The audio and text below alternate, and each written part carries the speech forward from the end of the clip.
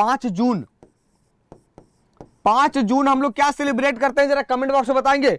Environment day यानी पर्यावरण दिवस हम लोग सेलिब्रेट करते हैं कब, 5 जून को करते हैं। कब करते हैं, 5 जून को। पत्रकारिता की बात करें बच्चों, पत्रकारिता यानी जर्नलिज्म, पत्रकारिता से रिलेटेड जरा बताइए कमेंट बॉक्स में कौन से अवार्ड दिए जाते हैं, पत्रकारिता से रिलेटेड कौन से अवार्ड दिए जाते हैं, जरा कमेंट बॉक्स में बताइए। पर्यावरण, बहुत बढ़िया। पत्रकारिता से रिलेटेड कौन से अवार्ड दिए जाते हैं, जरा कमेंट बॉक्स में बताएंगे डियर। पत्रकारिता वाले गाड़ी साइड में लगाओ, बहुत बढ़िया। और सर गणित की बात करें तो एबेल पुरस्कार, एबेल पुरस्कार ये गणित का नोबेल है, गणित का नोबेल कहते हैं, गणित का नोबेल कहते हैं इसे, याद रहेगा। और ईशानी जी का जवाब सही आया, पुलतीजर पुरस्कार। पुलतीजर पुरस्कार जो है, पुलतीजर पुरस्कार ये किससे संबंधित है, तो पुलतीजर पुरस्कार पत्रकारिता से संबंधित है। आई बात समझ में। और करेन उलेनबेक, करेन उलेनबेक को 2018 का एबेल पुरस्कार मिला है, करेन उलेनबेक को 2018 का एबेल पुरस्कार मिला है। और एबेल को गणित का नोबेल कहते हैं, क्योंकि आपको पता है गणित में नोबेल नहीं दिए जाते हैं, गणित में नोबेल नहीं दिए जाते हैं। आ रही बात समझे बच्चों, क्लियर है यहां तक? चलो जरा जल्दी से लिंक को शेयर करना, आगे देखते हैं, हम समझते हैं। गोल्डमैन पर्यावरण पुरस्कार एक वार्षिक पुरस्कार है जो जमीनी स्तर के पर्यावरण कार्यकर्ताओं को दिया जाता है, जो दुनिया के 6 भौगोलिक क्षेत्रों में से प्रत्येक, चाहे वो अफ्रीका हो, एशिया हो, यूरोप हो, उत्तरी अमेरिका हो और दक्षिणी और मध्य अमेरिका में से एक है, मध्य अमेरिका में से एक है। करेन उलेनबेक, बहुत बढ़िया, लाजवाब। क्वेश्चन नंबर 2, सर नेपाल में गंडक नदी को किस नाम से जानते हैं? बूढ़ी गंडक, विष्णुप्रिया, शिवनंदिनी, नारायणी। क्वेश्चन नंबर 2 जल्दी, क्विक, जल्दी जल्दी। और आपकी रिस्पॉन्सिबिलिटी है, हमारी रिस्पॉन्सिबिलिटी है आपकी सफलता, और आपकी सफलता के लिए ऐसे ऐसे क्वेश्चन देखने को मिलेंगे, ऐसे ऐसे कंटेंट मिलेंगे। आपका रिस्पॉन्सिबिलिटी है कि बस जितने सारे जो हमारे बिछड़े साथी बिछड़ गए हैं उन साथी को कनेक्ट करना, जोड़ना। क्वेश्चन नंबर 2 क्या होगा, जल्दी।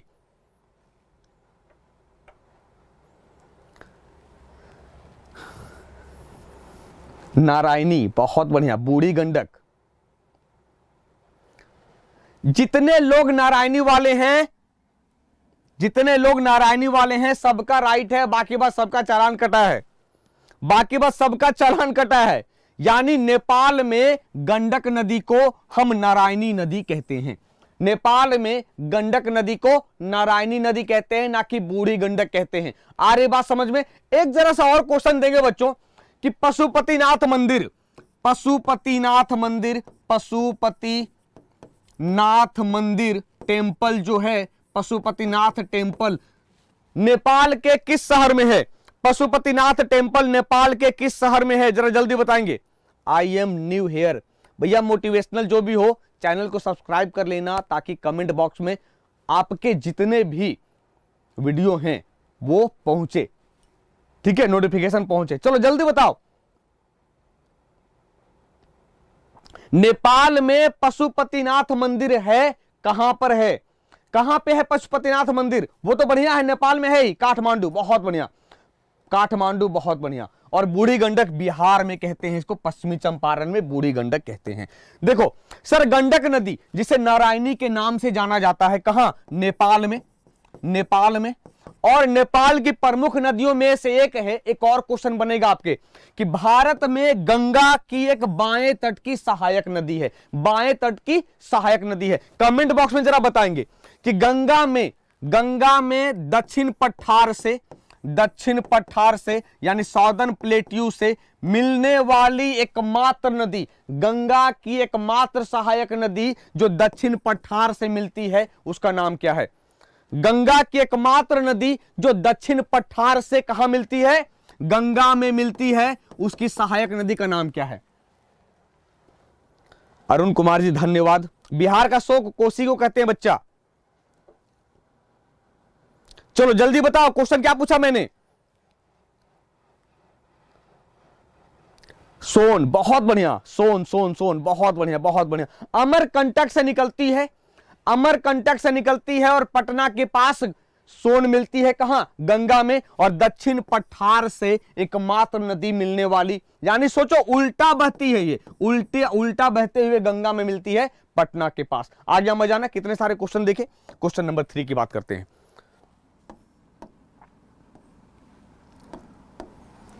क्वेश्चन को पढ़ना अच्छे से, इसके बाद समझना। कहता है कौन सही ढंग से मेल नहीं खाता है? आर्टिकल नंबर 312 संघ और राज्यों के लिए लोक सेवा आयोग का प्रावधान, आर्टिकल नंबर 316 यूपीएससी के सदस्यों की नियुक्ति और कार्यकाल, आर्टिकल नंबर 317 लोक सेवा आयोग के सदस्यों की बर्खास्तगी, आर्टिकल नंबर 320 लोक सेवा आयोग का कार्य। क्वेश्चन नंबर नेक्स्ट क्या होगा? जल्दी यार, क्या कर रहे हो आज? लिंक को शेयर नहीं करोगे, पहुंचाओगे नहीं? जल्दी बताओ क्या होगा? Question number 3।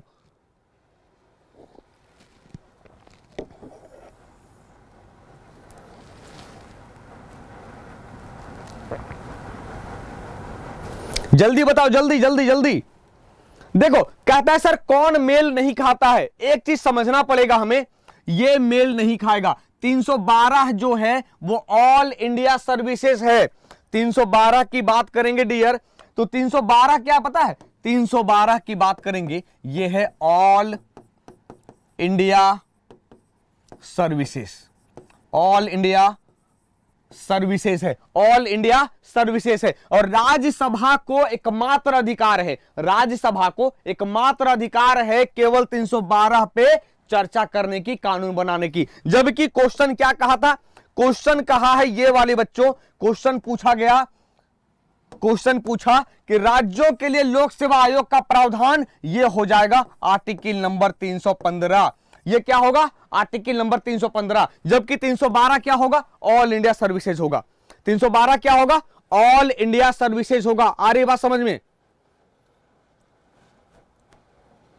राम राम राम, गड़बड़ कर बैठे, कर बैठे ना गड़बड़। ऑल इंडिया सर्विसेज होगा।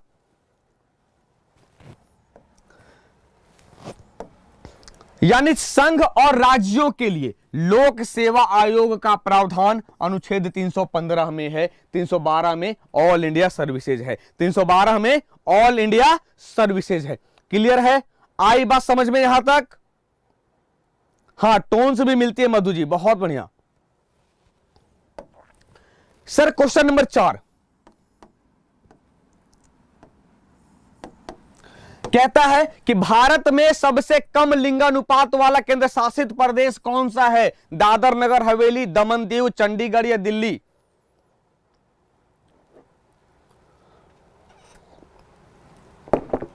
पीडीएफ मिल जाएगा, परेशान मत हो भैया। कहां? केवल टॉपिक स्टडी, केवल टॉपिक स्टडी। शाम के 7 बजे बैक टू बैक, यानी 5 बजे से लेकर बैक टू बैक आपके लेक्चर हैं। सर दमन और दीव में सबसे कम लिंगानुपात वाला केंद्र शासित प्रदेश है। और सबसे ज्यादा लिंगानुपात की बात करेंगे तो क्या होगा, जरा कमेंट बॉक्स में बताएंगे। लिंगानुपात की बात करें तो भारत में 940 लिंगानुपात है 1000 पुरुषों में। सबसे ज्यादा लिंगानुपात कहां देखने को मिलता है? केरल में सबसे ज्यादा लिंगानुपात देखने को मिलेगा। सबसे कम कहां मिलेगा? सबसे कम हरियाणा में लिंगानुपात देखने को मिलेगा। आ रही बात समझ में? सबसे ज्यादा केरल, सबसे कम हरियाणा। अब ये देख लो सर, दमन एंड दीव में 710, दादर नगर हवेली में 774, चंडीगढ़ में 818 और दिल्ली में 868। दिल्ली में 868। क्लियर है? दिल्ली में 868 है, ये सही है। दिल्ली में 868। तो सबसे ज्यादा कहां हो है? सबसे ज्यादा दिल्ली में है। यानी सबसे कम की बात करेंगे दमन एंड दीव में, सबसे ज्यादा अगर यूनियन टेरिटरी की बात करें तो दिल्ली में है। क्वेश्चन नंबर नेक्स्ट, किस कंपनी ने भारत में दुनिया का पहला जीएसटी कैलकुलेटर लॉन्च किया है? ऑर्बिट, कैसियो, सिटीजन या एस्ट्रम? चलिए जल्दी।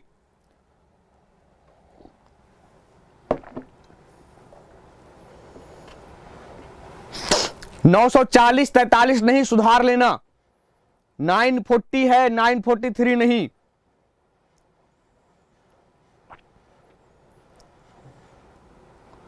बताओ, जल्दी बताओ कि किस कंपनी ने भारत में दुनिया का पहला जीएसटी लाया है। और आपको पता है 1 जुलाई को हम लोग जीएसटी डे सेलिब्रेट करते हैं, जीएसटी डे सेलिब्रेट करते हैं। पहला देश जो जीएसटी को लाया वो फ्रांस है 1954 में। पहला राज्य जीएसटी को लाने वाला वो असम है। राज्य जीएसटी को लाने वाला तेलंगाना है।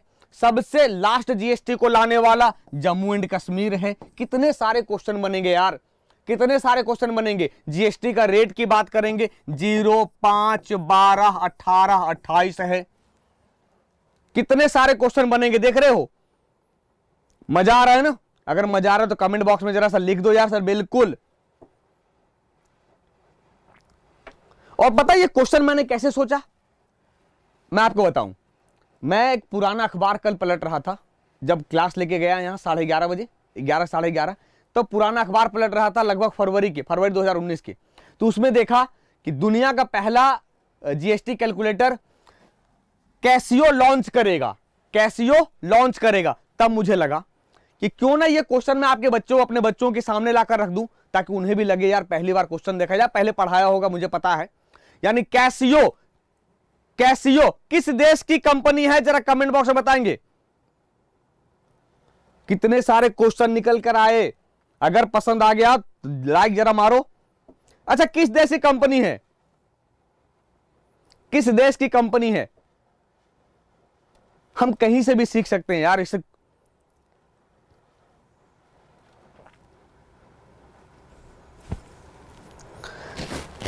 ये पता जापानी किस देश की कंपनी है डियर? जापानी कंपनी है, ये याद रखना। हो सकता है सेटर ना पूछे, सेटर पूछ दे। जापानी इलेक्ट्रॉनिक्स कंपनी कैसियो, जापानी इलेक्ट्रॉनिक्स कंपनी कैसियो ने करदाताओं के लिए जीएसटी गणना की सरल बनाने के लिए भारत में विश्व का पहला जीएसटी कैलकुलेटर लॉन्च किया है। और याद रखिएगा जीएसटी काउंसिल का अध्यक्ष हमेशा फाइनेंस मिनिस्टर होगा। कौन होगा? हमेशा फाइनेंस मिनिस्टर होगा। कौन होगा? याद रहेगा, फाइनेंस मिनिस्टर होगा। बहुत बढ़िया, जापानीज यानी जापानी, बहुत बढ़िया। नेक्स्ट क्वेश्चन, निम्नलिखित राजवंशों में से किसने अधिकतम संख्या में सोने के सिक्के जारी किए हैं? जल्दी बताओ।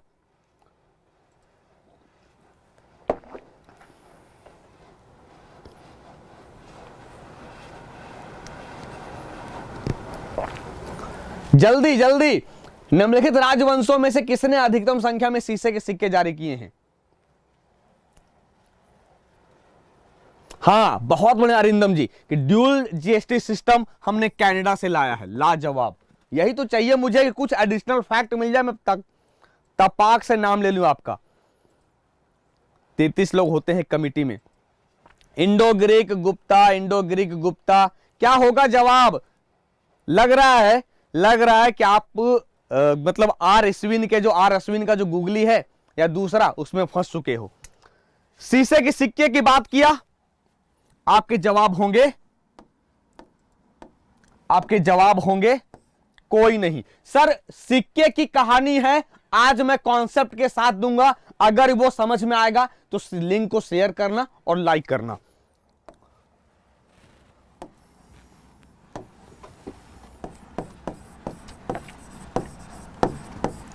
सिक्के का इतिहास, चलो सिक्के का इतिहास एकदम नोट डाउन कर लेना। सबसे पहले अगर कह दिया सिक्का भारत में लाया गया, किसके द्वारा?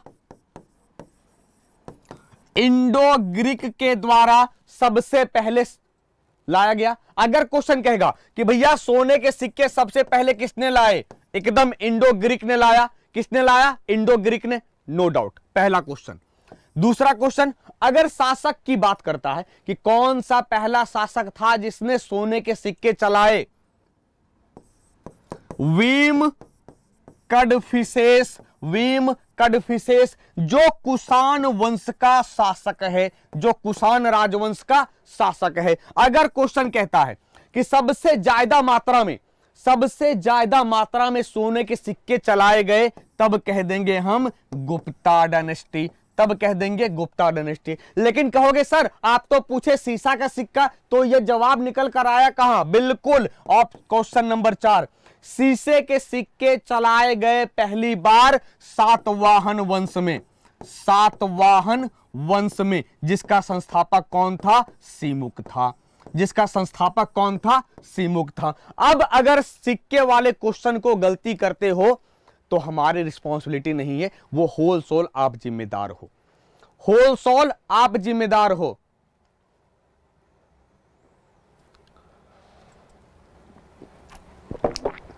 मजा आ गया यार, मजा आ गया तो लिंक पहुंचाओ, शेयर करो जरा सा बच्चों में। राजेश प्रजापति कह रहे हैं बहुत दिनों बाद मिले। भैया आप बिछड़ गए हो, मैं तो हूं टॉपिक स्टडी पे। मजा आ गया ना? चलो अब चलते हैं अपने लेक्चर की ओर।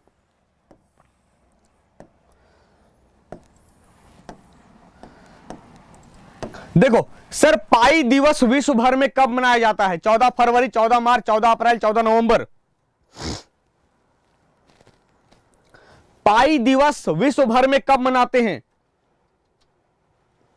बहुत मजा आया, बहुत बढ़िया। हाँ तो बहुत मजा आया तो बहुत मजा आया। सर चमड़े का सिक्का कौन चलाया था? अनुपम मिश्रा जी, चमड़े के सिक्के की बात करेंगे तो हुमायूं के समय एक निजाम भिस्ती ने चलाया, लेकिन जब भी आपके एग्जाम में पूछे जाएंगे तो आप हुमायूं करके आना, बिल्कुल सही होगा।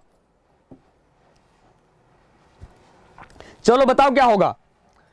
अरे यार 14 फरवरी वैलेंटाइन डे मनाते हैं, 14 फरवरी वैलेंटाइन डे मनाते हैं, और कह दो 14 फरवरी 1483 ईस्वी को बाबर का जन्म हुआ था।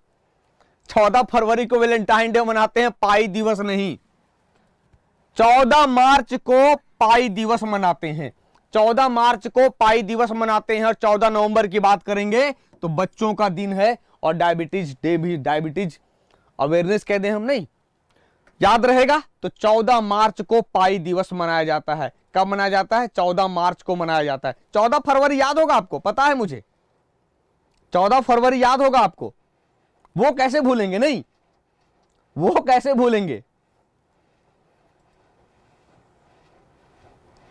बहुत बढ़िया, वर्ल्ड डायबिटीज डे। देखो सर कहते हैं ना कि जो पाई डे है विश्व भर में 14 मार्च को पाई दिवस मनाया जाता है। यह एक स्थिरांक है जो किसी वृत्त की परिधि के व्यास के अनुपात का प्रतिनिधित्व करता है, यानी 2 pi r is equal to 2 r. ये कैंसल, केवल क्या बच गया? पाई, जो एक स्थिरांक है जिसकी वैल्यू क्या होगी? 22/7 होगा। 3.1444 सोन चलता रहेगा। आई बात समझ में? मैं आपको मैथ भी थोड़ा समझा दिया, मुझे मैथ तो कतई नहीं आता है, लेकिन मैंने थोड़ा सा मैथ भी समझाने का प्रयास किया है। मैंने आपको मैथ भी समझाने का प्रयास किया है, ठीक है। क्वेश्चन नंबर 5, मिनिकॉय को छोड़कर लक्षद्वीप समूह में निम्नलिखित में से कौन सी भाषा बोली जाती है? तमिल, मलयालम, तेलुगु, ये सभी। और इसके साथ साथ एक और क्वेश्चन बनेगा कि अगर मिनिकॉय में फिर क्या बोला जाता है? क्वेश्चन नंबर 8 बताइए क्या होगा?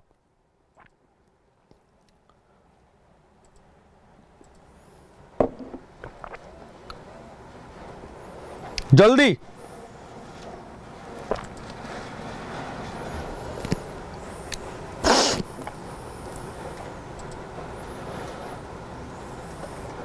चौदह अप्रैल नेहरू जयंती भैया, 14 नवंबर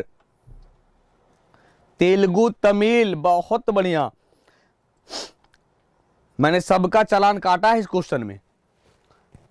मिनिकॉय, लक्षद्वीप की बात करेंगे, थोड़ी सी ना अपनी जो समझ बढ़ाओ, थोड़ी सी अपनी समझ बढ़ाओ। इंडिया का मैप ये वाली जो है पोर्शन, केरल, लक्षद्वीप कहां है? अरब सागर में है, यानी यहां है। लक्षद्वीप का जो हाईकोर्ट है वो कहां जाएगा? केरल में जाएगा। केरल में कौन सा भाषा बोला जाता है? मलयालम बोला जाता है। केरल में कौन सी भाषा बोली जाती है? मलयालम बोली जाती है। तमिल की बात करेंगे तमिलनाडु, तेलुगु की बात करेंगे आंध्र प्रदेश और तेलंगाना। अब सवाल उठता है कि सर तो मिनिकॉय में कौन सा भाषा बोला जाता है? मिनिकॉय में कौन सी भाषा बोला जाता है, जरा बताओ। मिनिकॉय में कौन सा? पीडीएफ कहां मिलेगा? परेशान मत हो, पीडीएफ मिल जाएगा आपको। मिनिकॉय के सांस्कृतिक लक्षण लक्षद्वीप के किसी भी अन्य द्वीप से भिन्न है, मिलते ही नहीं है। इसका जो मैनर्स है, कस्टम्स है और भोजन है वो पूरा का पूरा मालदीव से मिलता है। और यहां जो भाषा बोला जाता है वो भाषा है दिवीही। कौन सा? दिवीही भाषा बोली जाती है। कौन सी बोली जाती है? दिवीही भाषा बोली जाती है। तो हो सकता है ये क्वेश्चन बनेगा आपके लिए, कौन सा भाषा? दिवीही भाषा बोला जाता है। आ गया, मजा आ गया ना। कन्नड़ कर्नाटक में, कन्नड़ की बात करेंगे कर्नाटक में, कन्नड़ की बात करें कर्नाटक में, ठीक है। अब मैं तो बताऊंगा नहीं, मैं तो बोलूंगा नहीं, शेयर करने को तुम लोग करोगे नहीं।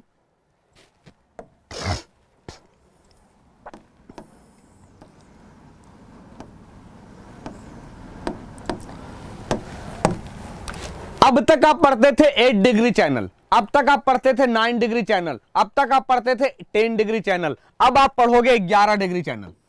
यानी 11 डिग्री चैनल निम्नलिखित में से किसे अलग करता है? अंडमान निकोबार, लक्षद्वीप मालदीव, मिनिकॉय लक्षद्वीप, अमीन द्वीप और कैनोर द्वीप। क्या होगा? Question number 9।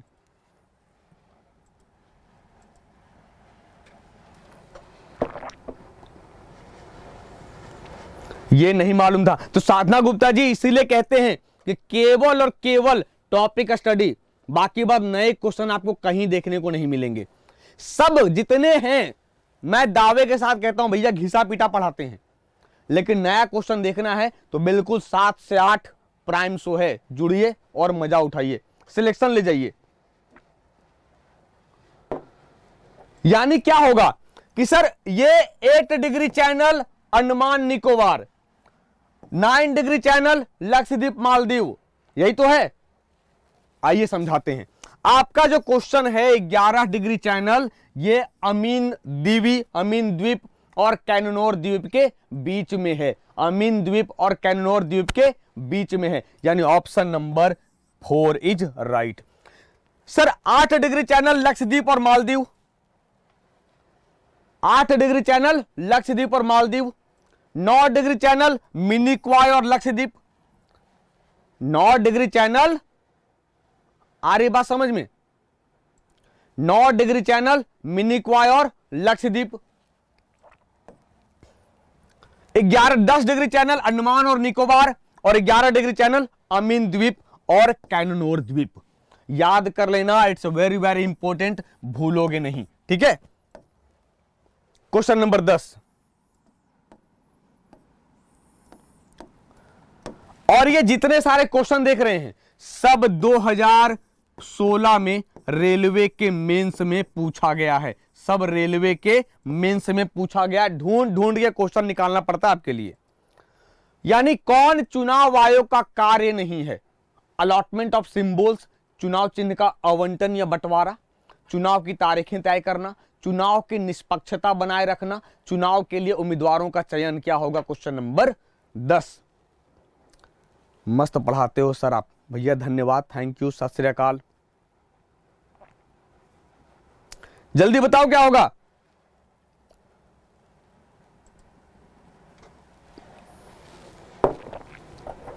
सर देखो एक चीज समझना कि जो टिकट का बंटवारा होता है, अभी इलेक्शन था झारखंड में, चुनाव आयोग कहता है क्या कि टिकट किसी और को दे दो? भाई तुम शाहरुख खान को टिकट दे दो ना, चुनाव आयोग को क्या मतलब है? भारत का नागरिक होना चाहिए। आ रही बात समझ में? यानी चुनाव चिन्ह का आवंटन करेगा। तो आर्टिकल नंबर 324 में चुनाव आयोग की चर्चा है। पार्ट की बात करें, भाग की बात करें, तो भाग 15 में चुनाव आयोग का चर्चा है। अक्टूबर 1993 के पहले एक सदस्यीय चुनाव आयोग था। आफ्टर अक्टूबर 1993 अभी 3 सदस्यीय चुनाव आयोग हैं। मुख्य चुनाव आयुक्त की बात करेंगे तो कौन है? सुनील अरोड़ा जी। कौन है? सुनील अरोड़ा जी हैं। आ रही है बातें समझ में? सुनील अरोड़ा जी। पहले चुनाव आयोग की बात करें, सुकुमार सेन। पहले चुनाव आयोग की बात करेंगे, सुकुमार सेन हैं। मजा आ गया? चलो question number 11, All India Trades Union Congress के पहले अध्यक्ष कौन थे? सरोजिनी नायडू, चितरंजन दास, वीवी गिरी या कोई नहीं? सर टॉपिक स्टडी में मेरा पहला क्लास है, तो चैनल को सब्सक्राइब जरूर करना, ताकि आपको नोटिफिकेशन मिलता रहे बाबा से कब मिलना है, टाइम पता चल जाएगा बाबा कब पढ़ाते हैं, है ना।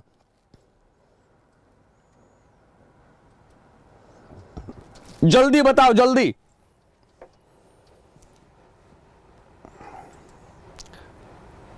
टोटल 4 होता है सर, 3 होता है डियर, 4 नहीं होता, याद रखना।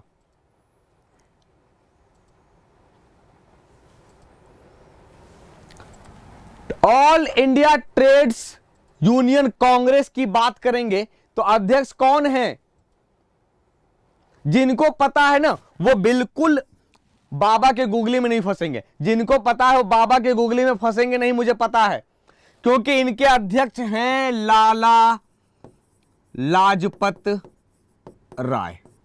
लाला लाजपत राय, आ रही बात समझ में। सरोजनी नायडू की बात करें, क्या इनकी बात कहने, तो 1925 में कानपुर के अधिवेशन में पहली महिला अध्यक्ष, और चितरंजन दास 1923 में स्वराज पार्टी का गठन होता है, मोतीलाल नेहरू और चितरंजन दास करते हैं। कमेंट बॉक्स में जरा बताएंगे डियर कि स्वराज पार्टी की स्थापना भारत में कहां की गई थी? स्वराज पार्टी की स्थापना भारत में कहां की गई थी? जल्दी, स्वराज पार्टी की स्थापना भारत में कहां की गई थी? क्विक, जल्दी जल्दी जल्दी। मैंने स्किप किया था, बहुत बढ़िया संतोषी, यही तो कहते हैं, देखो यही तो मजा है, अगर ना आए स्किप करो, वो ज्यादा बढ़िया है।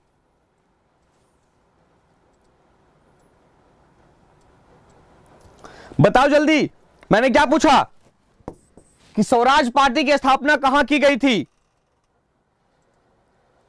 स्वराज पार्टी की स्थापना कहां की गई थी? ईशानी का जवाब आया इलाहाबाद, बहुत बढ़िया। और कोई? लौकुश इलाहाबाद, साधना जी भी कह रही है इलाहाबाद, बहुत बढ़िया, बहुत सही। यानी 1 जनवरी 1923 को स्वराज पार्टी की स्थापना इलाहाबाद में करते हैं कौन? चितरंजन दास और मोतीलाल नेहरू।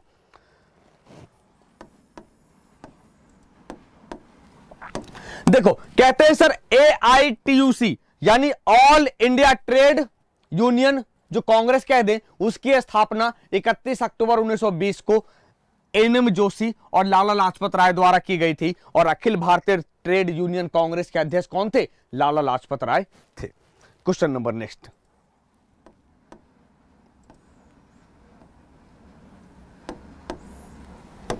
देखो क्वेश्चन कहता है सर कि चंद्रमा पृथ्वी पर अपना एक ही हिस्सा दिखाता है, क्यों? यह अपने धुरी पर घूर्णन नहीं करता है, इसकी घूर्णन और परिक्रमण विपरीत है, इसकी घूर्णन और परिक्रमण की अवधि समान है, इसकी घूर्णन इसकी परिक्रमण से तेज है। Question number 12।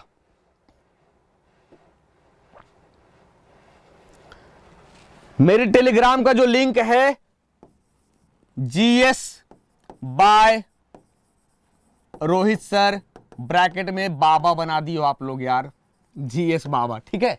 चलो ये टेलीग्राम का लिंक है, जल्दी बताओ क्या होगा।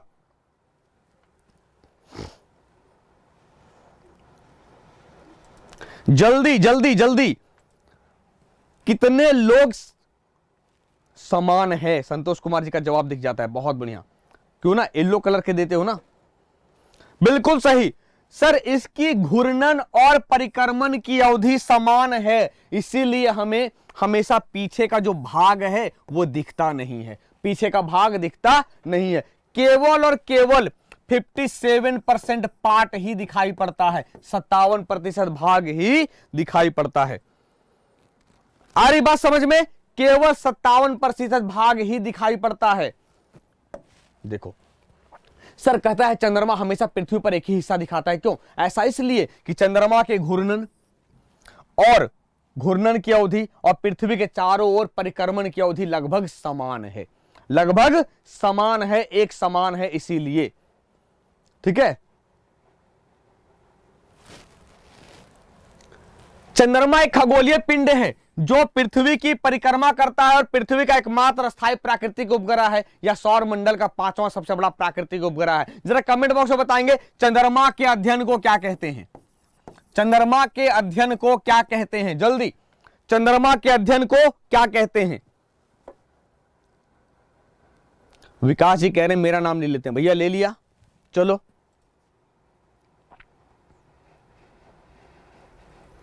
जल्दी बता दो सर। टेलीग्राम ग्रुप पे पीडीएफ मिल जाता है डियर, अगर आप सॉल्यूशन गुरु हो तो, अगर जुड़े होंगे तब। सेलेनोलॉजी, चंद्रमा के अध्ययन को सेलेनोलॉजी कहते हैं और चंद्रमा को फॉसिल्स प्लैनेट भी कहते हैं। जीवाश्म ग्रह, जीवाश्म ग्रह फॉसिल्स प्लैनेट किसे कहते हैं? मून को कहते हैं, चंद्रमा को कहते हैं। ठीक है, चलिए क्वेश्चन नंबर नेक्स्ट की बात करें।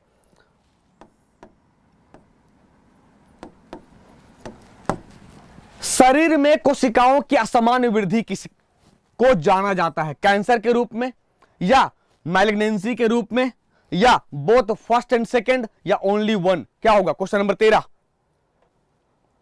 क्वेश्चन नंबर 13 जल्दी।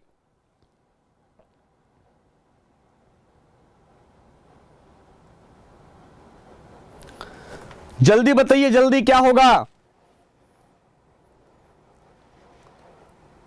यार? आज 1500 पहुंचाओगे, 1500 पार करोगे कि बस वहीं देखिए फिक्स रहोगे?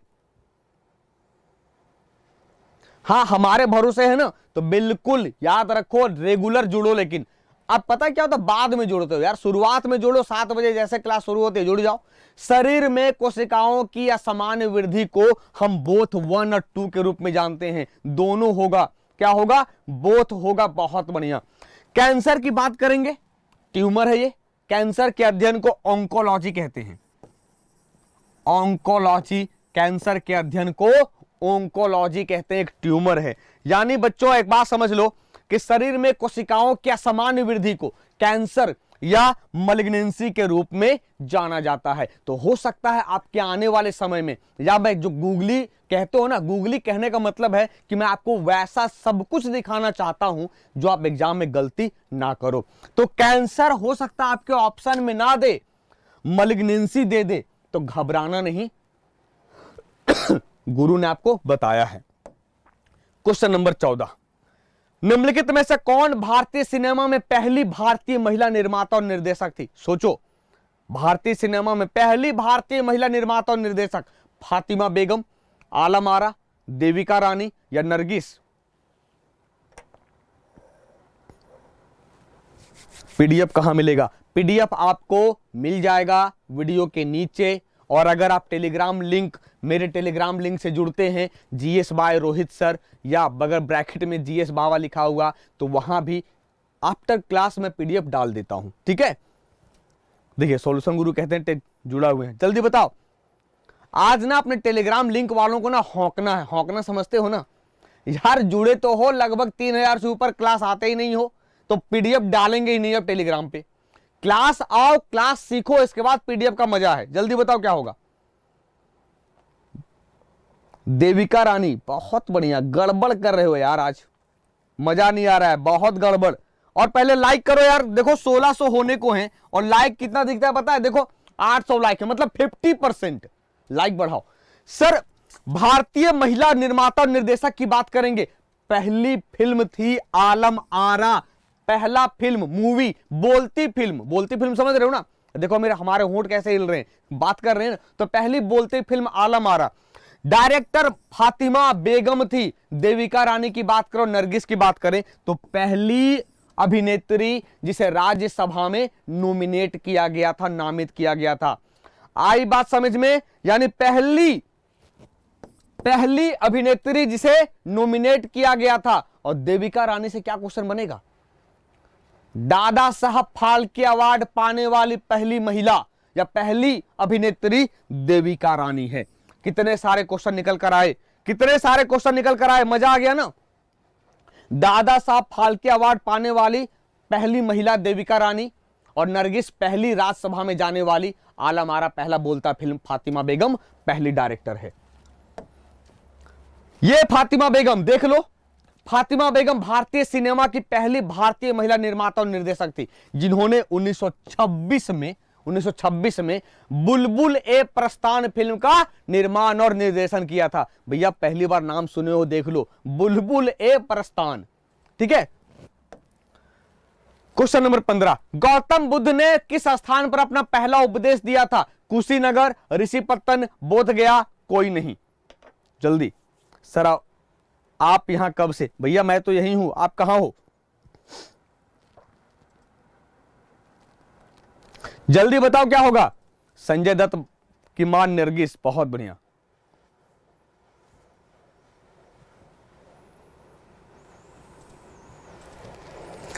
सौरभ कुमार जी, अब बिल्कुल कहीं जाना नहीं है, आपके अपने चैनल टॉपिक स्टडी पे मिल जाएंगे आपको, ठीक है।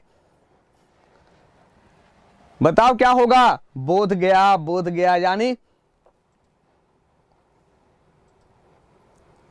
बाबा के गुगली से बच गए ना, बाबा के गुगली से बच गए तो बेड़ा पार हो जाएगा सिलेक्शन का। फिर मैंने फंसाया आपको, फिर मैंने अपने गुगली में फंसाया यार। देखो, कहता है कि गौतम बुद्ध ने अपना पहला उपदेश कहां दिया था?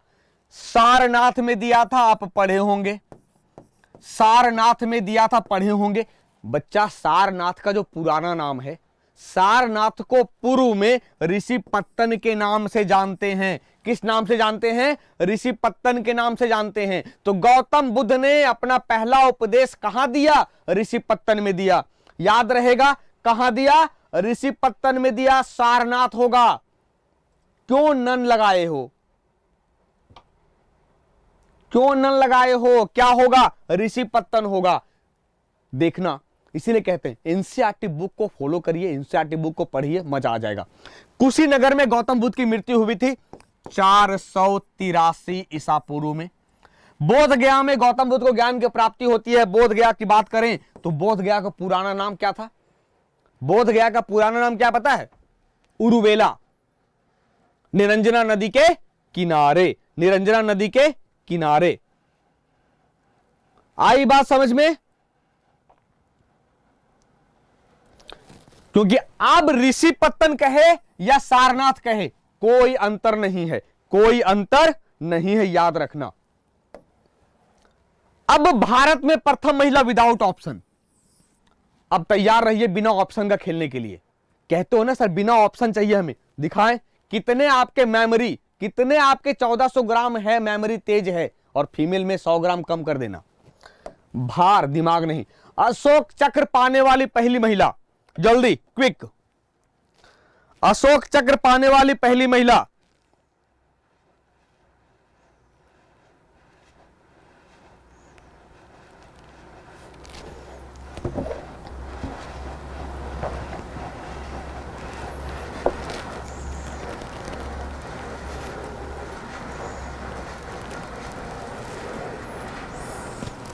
जल्दी बताओ।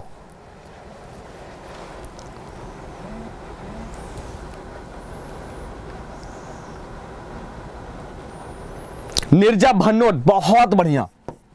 नीरजा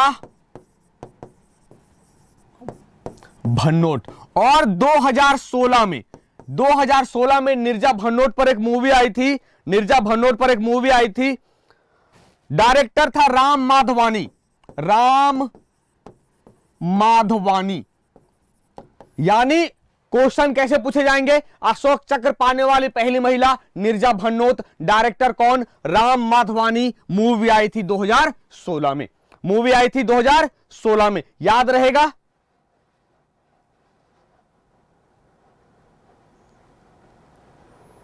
याद रहेगा ना?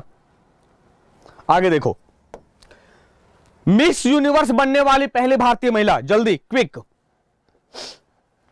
अब याद रखो, यहां हमें 2000 प्लस करने हैं बच्चों को।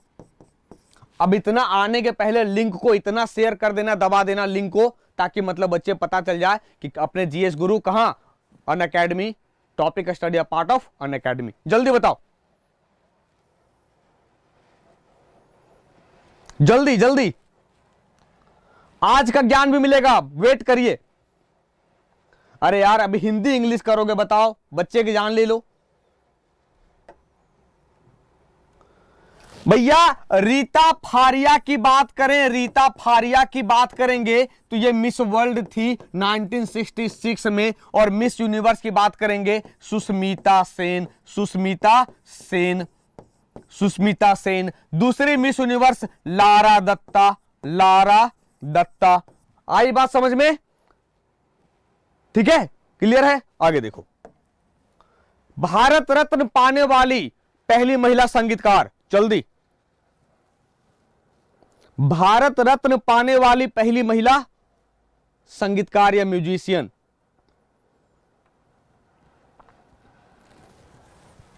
आज से मूंगफली खाया करो, थोड़ी याददाश्त बढ़े आपकी।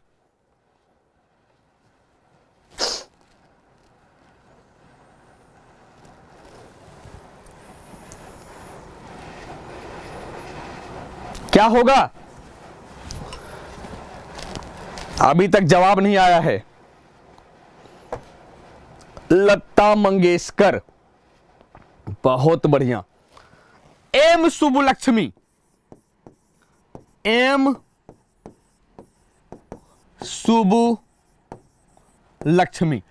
एम सुब्बुलक्ष्मी पहली महिला संगीतकार हैं, म्यूजिशियन हैं। अब तक कितने महिलाओं को भारत रत्न मिला है? IMRMLA।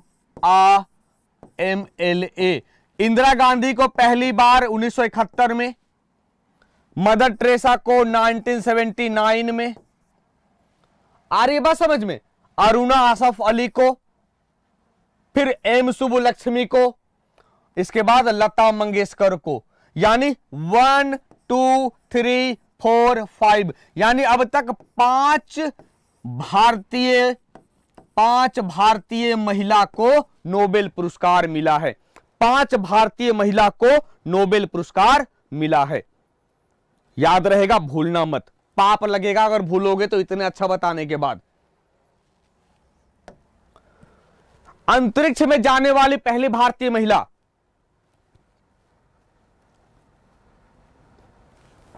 अंतरिक्ष में जाने वाली पहली भारतीय महिला,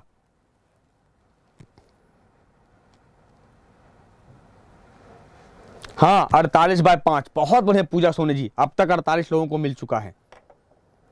मदर टेरेसा को 19, अच्छा चलो सही है, मदर टेरेसा को 1979 में नोबेल और 1980 में, माय मिस्टेक। चलिए क्षमा प्रार्थी है, क्षमा मांगते हैं आपसे, सही हो गया। अब कल्पना चावला पहली भारतीय महिला और सुनीता विलियम्स दूसरी। सुनीता विलियम्स दूसरी हैं, सुनीता विलियम्स दूसरी हैं, याद रहेगा, सुनीता विलियम्स दूसरी हैं। बुकर पुरस्कार के लिए पहली भारतीय महिला, बुकर पुरस्कार पाने वाली पहली भारतीय महिला,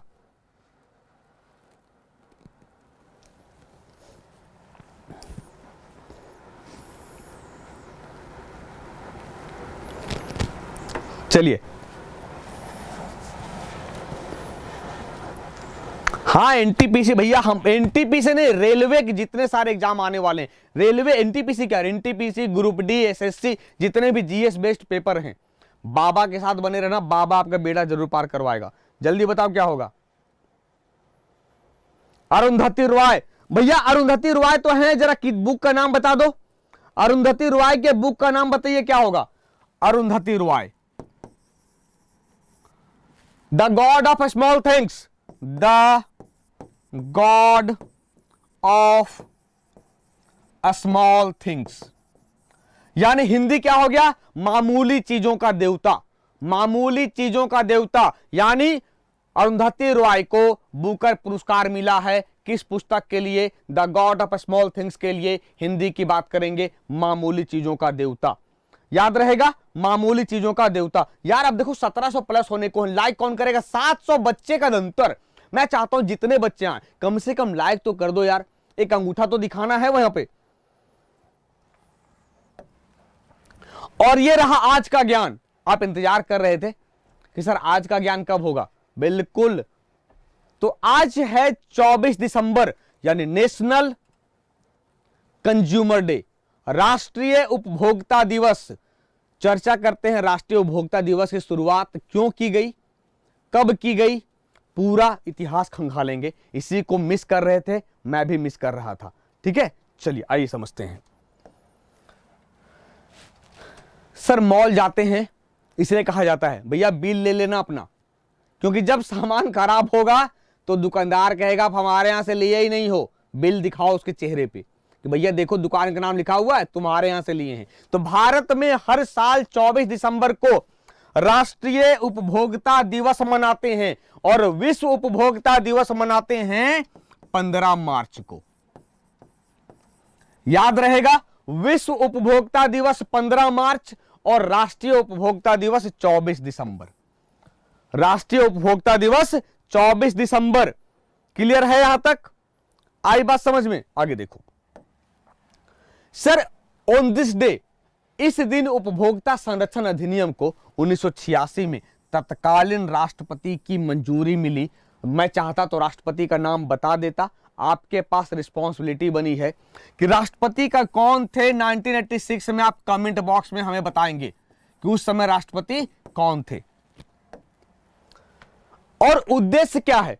उपभोक्ता संरक्षण अधिनियम का मुख्य उद्देश्य उपभोक्ताओं को विभिन्न प्रकार के शोषण जैसे दोषपूर्ण सामान, असंतोषजनक सेवाओं और अनुचित व्यापार प्रथाओं के खिलाफ प्रभावी सुरक्षा प्रदान करना है।